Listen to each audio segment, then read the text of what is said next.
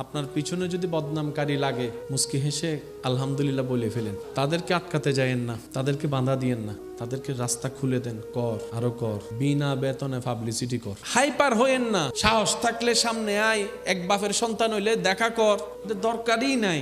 আল্লাহ আপনাকে বিনা যুদ্ধে জয় করতে চাচ্ছেন, আপনি কেন যুদ্ধ করে খামাকা শরীরে শক্তি নষ্ট করবেন? দরকার কি? ছেড়ে দেন না তাকে আপন হালতে। সে বদনাম করবে, আপনার গুনাহ নিবে। সে বদনাম করবে, নিজের সওয়াব আপনাকে দিবে। সে বদনাম করবে, আপনার প্রচার করবে। সে বদনাম করবে, আপনার নামটা যে জানে না তাকেও শুনাই দিবে। তো সে যখন বিনা বেতনে এমন কাজ করতে চাচ্ছে স্বইচ্ছায়, আবার অন্যদিকে ওয়াইলুল্লি কুল্লি হুমাজাতিল লুমাজা তার উপর অর্পিত হবে, আপনার টেনশন কি?